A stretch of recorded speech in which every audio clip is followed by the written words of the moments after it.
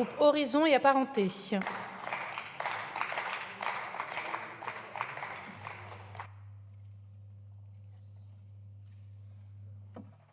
Merci Madame la Présidente, Madame la Première ministre, Mesdames et Messieurs les ministres, mes chers collègues. Je dois vous dire que j'ai hésité avant d'écrire mon intervention de ce soir. Voilà un an que les motions de censure se suivent et se ressemblent. Les interventions pour les soutenir et les repousser aussi. Je dois dire que c'est légèrement fastidieux pour nous, pour vous, membres du gouvernement, et sans doute encore plus pour les courageux qui nous écoutent. Chacun se range confortablement dans son rôle.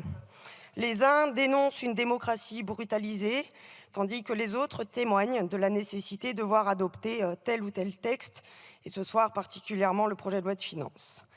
Alors j'aurais pu axer mon intervention sur 2 ou 3 idées qui me semblent pourtant assez simples, mais comme il paraît que la pédagogie est l'art de la répétition, redisons-le. D'abord, il est essentiel de doter notre État d'un budget en temps et en heure. Ensuite, le recours à l'article 49 alinéa 3 est inéluctable pour faire adopter le projet de loi de finances dans la configuration de notre Assemblée, qui ne dispose pas d'une majorité absolue et où l'usage veut que le vote du budget détermine l'appartenance à la majorité. Chacun étant donc dans son rôle, une grande théâtralisation des réactions n'a finalement que très peu d'intérêt. Et si ce budget n'est sûrement pas parfait, il est sérieux et crédible. Et surtout, le gouvernement a mené un travail minutieux pour reprendre des amendements de tous les groupes parlementaires qui viennent enrichir le texte. Ce n'était en rien une obligation. Le texte final aurait pu être arrêté sans. Il faut donc le mettre à votre crédit, Madame la Première ministre, et le groupe Horizon et apparentés vous en est reconnaissant. Et puis, une fois ces observations liminaires faites, qui ne bousculent pas l'histoire de la pensée, j'en conviens, je pourrais passer à l'attaque des oppositions.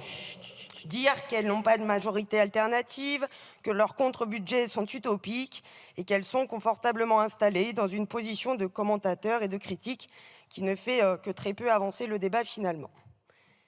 Mais je crois profondément, Madame la Première ministre, Mesdames et Messieurs les ministres, chers collègues, que le moment que traverse notre pays est beaucoup trop grave pour tout cela. Les Français qui expriment régulièrement leur décrochage avec une classe politique à laquelle ils reprochent 1000 mots, quelles qu'elles soient, sont là d'entendre les vociférations et anathèmes dont certains sont devenus champions. Notre pays vit une crise existentielle profonde.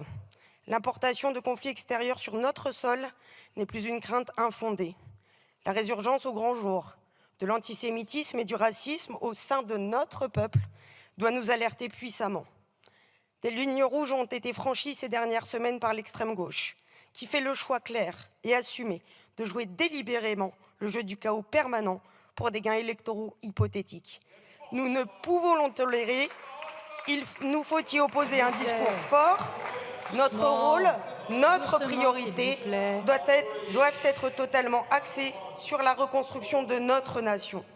En cela, ici, mes chers collègues de la France insoumise, s'il vous plaît, nous devrions montrer l'exemple et avoir un débat d'idées serein où le contradictoire est respecté et le désaccord possible, mais où le respect de l'autre serait un impératif absolu. Merci de bien vouloir écouter votre collègue. C'est un Monsieur chemin Dologu, s'il vous plaît, un peu de respect pour la collègue qui s'exprime. À même de nous protéger et d'assurer un avenir partagé. J'ai eu l'honneur de représenter Madame la Présidente de l'Assemblée nationale ce matin à Colombey les Deux Églises pour la cérémonie d'hommage au général de Gaulle. Faut-il rappeler ce que ce grand homme a fait et donné pour que nous en soyons aujourd'hui ces bienheureux héritiers? Peut-on simplement essayer de respecter l'engagement de nos grands aînés, l'ensemble des combats qu'ils ont menés pour nous? Ils ont défendu corps et âme nos valeurs, ils ont réconcilié le peuple, ils ont protégé notre promesse républicaine. Il n'est pas possible de continuer à abîmer la France comme certains pseudo-responsables politiques le font aujourd'hui. Il nous faut impérativement nous mobiliser collectivement pour mettre la base politique de côté pour le bien de notre nation. Madame la Première ministre, vous avez toute notre confiance. Nous serons là, à vos côtés, pour lutter avec force contre toute forme de rejet de l'autre et défendre les valeurs qui sont les nôtres, la liberté, l'égalité et la fraternité. Je vous remercie. Merci Madame Magnier, s'il vous plaît, chers collègues.